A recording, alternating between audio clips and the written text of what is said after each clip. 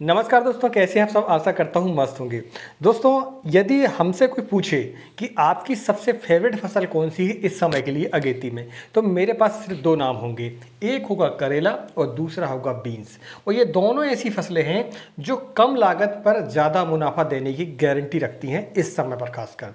यदि आप इन दोनों फसलों को 1 जनवरी से लेकर 15 जनवरी के बीच में लगा देते हैं, करेले की टीपी कर देते हैं और बीन्स को डायरेक्ट यदि आप लगा देते हैं, तो आप यकीन मानिए इसके दोनों के जो रेट हैं आपके, ठीक है, दोनों फसलों के रेट 50 रुपये केजी आपको मिलना निश्चित है, समझ लो आप।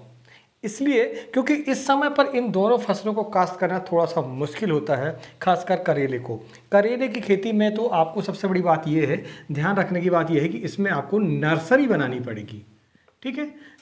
इसकी नर्सरी बनानी पड़ेगी, ये डायरेक्ट स्विंग आपकी हो जाती है। तो आज हम इस वीडियो पर दोनों फसलों को डिटेल से जानकारी लेंगे। मैं आपको समय भी बताऊंगा और लास्ट में वीडियो पर आपको निश्चित जो वैरायटियां हैं जिनका उत्पादन अच्छा मिलता है और रेट हमें अच्छा मिलता है, ये दोनों चीज़ें जिन वैरायटियों पर है उनके बारे में आपको वीडियो के अंत में बताऊंगा। तो चलिए दोस्तों, वीडियो की शुरुआत करते हैं। मैं हूं राकेश साहू, आप देख रहे हैं एग्रोजीवन बातें किसान की। यह आपका अपना चैनल है। इस चैनल पर आपको जो भी जानकारी दी जाती है वह एक किसान की दृष्टि से दी जाती है। यदि यह जानकारी आपको पसंद आए तो वीडियो को लाइक करें और चैनल पहली बार आए तो चैनल को सब्सक्राइब करें। सबसे पहले यदि मैं आपको बता दूँ तो मैंने अपने करियर की जो शुरुआत है, सब्जी की खेती की जो शुरुआत है, मैंने करेला से की है और बीन्स से की है। और दोनों मेरी जो फसलें हैं ये आज भी फेवरेट है। मेरे पास अभी बीन्स निकल रही है और उसकी जो रेट है मार्केट पर 35 रुपये 40 रुपये केजी अभी के समय पर हमारे यहाँ मिल रहे हैं। करेले की यदि हम बात करें तो करेला भी अभी मेरे पास नहीं है, मगर उसके भी जो रेट है वो 40 रुपये 50 रुपये भी मिल रहे हैं। क्योंकि इस समय पर ठंड के समय में खासकर दोनों फसलों की ग्रोथ लेना और ग्रोथ लेने के बाद उनकी हार्वेस्टिंग अच्छे तरीके से लेना, यानी कि क्वांटिटी इसकी मैनेज करना थोड़ा सा कठिन हो जाता है। और यही कारण है कि इसका रेट आपको मिलते हैं। दोनों फसलें, अभी पुरानी जो फसलें हैं वो तो समाप्त होने की कगार पर हैं, नई जो फसलें हैं वो लगेंगी अधिकतर फरवरी के महीने में। तो आपको सिर्फ इतना करना है, इतना आपको लगाना है, ठीक है। लोगों से एक कदम आगे और समय से एक कदम पीछे आपको चलना पड़ेगा। जिस समय पर यानी फरवरी में लोग लगाते हैं तो आपको जनवरी में इनकी काश्त करनी है। तो आप यकीन मानिए आपको रेट 50 रुपये केजी मिलना बिल्कुल 100% गारंटी है। आप देख लें रिकॉर्ड उठाकर मंडियों के कि आपको इन दोनों फसलों के जो रेट है वो मार्च के महीने में क्या रेट रहे हैं। इनकी जो हार्वेस्टिंग है जनवरी यदि आप करते हैं तो आपकी मार्च में हार्वेस्टिंग, लगभग लास्ट मार्च से हार्वेस्टिंग इसकी स्टार्ट हो जाती है। सबसे पहले हम जानते हैं करेले को। तो करेला जो है, ठीक है, करेला जो है आपको दो प्रकार से आता है। एक तो छोटा करेला और एक होता है हमारा बड़ा करेला। छोटे करेले को अधिकतर करेली बोला जाता है, वो देसी सेगमेंट कहलाता है। तो उसके जो रेट है बड़े करेले से आपको ये समझ लो आप 10 रुपये आपको तेज़ी मिलेगी। कभी भी किसी भी एनी टाइम किसी भी सीजन पर आपको छोटी करेले के रेट बड़े करेला से 10 रुपये से लेके 20 रुपये केजी तक आपको तेज़ मिलेंगे। आगे हम आपको वैरायटी के बारे में बताएंगे। इसकी सबसे बड़ी समस्या अभी करेले के समय ये है कि आपको इसका सीड रेट थोड़ा महंगा मिलता है। 2 रुपये 50 पैसे की लगभग एक सीड आपको मिलता है इसका। तो सबसे पहली कास्ट जो इसमें आती है महंगी, वो आती है इसकी 2.5 रुपये के हिसाब से। आप यदि मान लो 8000 सीड लगाते हैं 1 एकड़ पर तो आपको 20,000 रुपये के इसमें सीड लग जाता है। और ये थोड़ा सा कॉस्टली होता है दूसरी फसल की अपेक्षा। इसके बाद भी आपको नर्सरी बनानी पड़ेगी, ठीक है। इसकी डायरेक्ट स्विंग आप नहीं कर पाएंगे, क्योंकि डायरेक्ट अगर स्विंग करेंगे आप ज़मीन पर तो इसकी जो जर्मिनेशन है वो आपका नहीं आ पाएगा। और नर्सरी पर इसका जर्मिनेशन लेने के बाद आप 1 महीने फसल को रखें और इसके बाद फिर आप काश्त करें उसकी, ठीक है, उसकी रोपाई कर दें तो आपको उसके रेट बढ़िया मिलेंगे। दूसरा, ठंड से वह फसल आपकी बच जाती है। ये नर्सरी बनाने का फ़ायदा है। अब नर्सरी कैसे बनाएं, इसके लिए हमारे चैनल पर वीडियो उपलब्ध है, आप चाहे तो जाकर देख सकते हैं। हम डिस्क्रिप्शन पर उसकी लिंक भी देंगे और आई बटन पर भी आपको लिंक उसकी देंगे। आप बाद में जाकर उसको देख सकते हैं कि उसका जन्मदिन कैसे लेते हैं, उसकी नर्सरी हम करेले की कैसे बनाती हैं अगेती जनवरी के महीने में, ठीक है। तो ये आपने चीज़ें समझ ली। अब आप कहेंगे कि 1 फीट पर हम इसे लगा रहे हैं, ठीक है, 1 फीट पर लगाते हैं हम अभी के समय पर, लेकिन नॉर्मली इसको 2 फीट पर लगाना चाहिए, ठीक है, 2 फीट पर इसको लगाना चाहिए। लेकिन अभी के समय पर जब हम अगेती लगाते हैं किसी फसल को, खासकर ठंड के समय पर हम बात कर रहे हैं, ठंड के समय में क्या होता है, शुरुआत में ग्रोथ नहीं हो पाती है, ठीक है, बेल उतनी नहीं बन पाती है, इसलिए हम इसको 1 फीट पर लगाते हैं। लेकिन इस समय के अलावा दूसरे समय में जब भी आप लगाएं तो उसको 2 फीट पर कम से कम आपको लगाना पड़ेगा, ठीक है। तो 1 फीट बाई 1 फीट आपका रहेगा और 5 फीट आपकी क्या रहेगी, बेड की चौड़ाई। तो बेड की चौड़ाई आपको 5 फीट रखनी है, पौधे से पौधे की जो दूरी है वो आपको 1 फीट रखनी है। बेसल डोज आपको नॉर्मल रखना है, ज़्यादा इसमें फर्टिगेशन नहीं लगता है। मैग्नीशियम सल्फेट की मात्रा आपको ज़्यादा देनी पड़ती है करेले में खासकर, ठीक है। तो आप क्या करें, डीएपी 50 किलो, इसके साथ में एमओपी की मात्रा 25 केजी, सगारी का 10 केजी और साथ में आप सल्फर ले लें 10 केजी, ठीक है। इन सबको मिक्स करके और साथ में मैग्नीशियम सल्फेट भी आप इसके ले सकते हैं। एक बैग आपका 25 किलो वाला जो होता है उसको आप पहले ही चाहे तो आप डाल दें, और नहीं भी डालते हैं आप पहले तो बाद में फिर आपको ड्रिप में हर सप्ताह एक कम से कम 5 केजी का आपको डोज देना पड़ेगा मैग्नीशियम सल्फेट का। उससे क्या होता है, ग्रीनेस अच्छी आती है और बढ़िया आप कलर दिखाई देगा, और उसकी जो फोटोसिंथेसिस जब क्रिया होती है, प्रकाश संश्लेषण क्रिया यानी कि भोजन बनाने की जो प्रक्रिया है बढ़िया रहती है। तो आपको अन्य खाद ज़्यादा देने की आवश्यकता नहीं पड़ती है, पौधा वैसे ही स्वस्थ अच्छे रहता है और उसका जो भोजन है वो बनते रहता है। तो करेले का ये मुख्य फर्टिलाइज़र है कौन सा, मैग्नीशियम। तो मैग्नीशियम को सल्फेट फार्म में देते हैं, मैग्नीशियम सल्फेट सस्ता ही पड़ता है, ज़्यादा महंगा भी नहीं है वो, ठीक है। तो आप करेले को लगाएं और अच्छा मुनाफा आप कमा सकते हैं। इसकी जो हार्वेस्टिंग हमने 10 टन तक ले चुकी है इस समय पर। इस समय थोड़ी हार्वेस्टिंग कम आती है क्योंकि ठंड रहती है, थोड़ी सी हार्वेस्टिंग कम आती है, मगर उसके रेट आपको अच्छे मिलते हैं। मान लीजिए 10 टन 100 कुंटल आपका निकल जाता है और आपका मिनिमम रेट आपको 30 रुपये भी मिलते हैं, तो आपको 3 लाख रुपए कहीं नहीं जाते हैं, और 3 लाख रुपए आपका जो खर्चा होगा वो लगभग 1 लाख रुपए आपका, 1 लाख रुपए से 1.5 लाख रुपए तक आपका आएगा।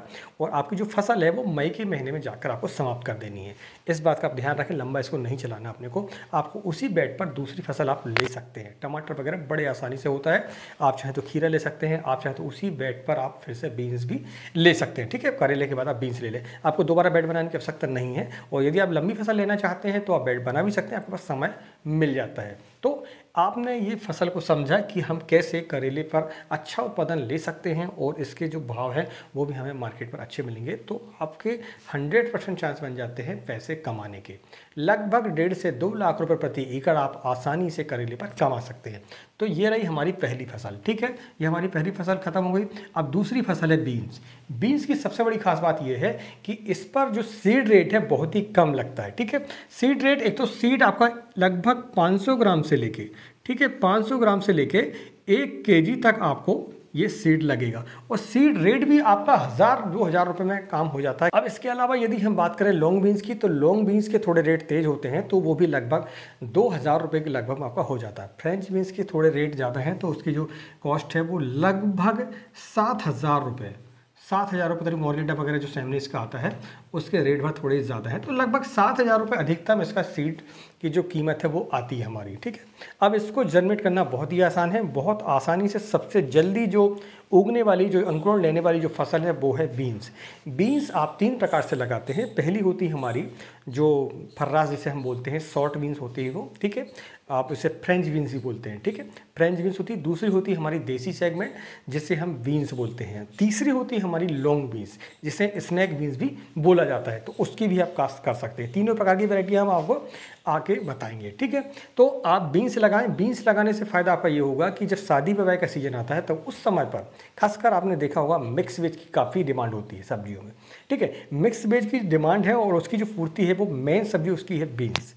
चाहे उसमें आप सैम कह लें, चाहे हम उसमें फर्रास कह लें, चाहे हम उसमें जो चौलाई होती है बरबटी कह लें, वो इसकी जो डिमांड है वो आपकी सब्जियों में शादी के सीज़न में बिल्कुल 100% आप मान के चलें कि उसकी डिमांड होती ही होती है, और उसके बिना शादी होना थोड़ा सा मुश्किल होता है।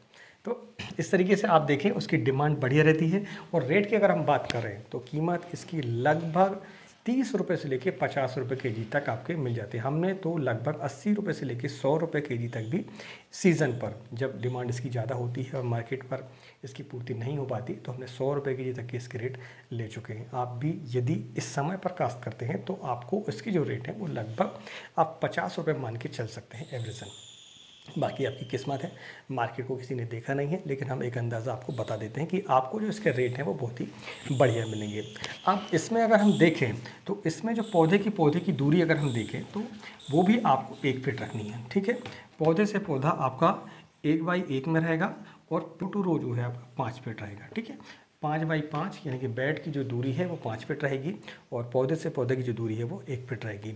आप चाहें तो उसको 1.5 फीट भी कर सकते हैं, कोई दिक्कत नहीं है।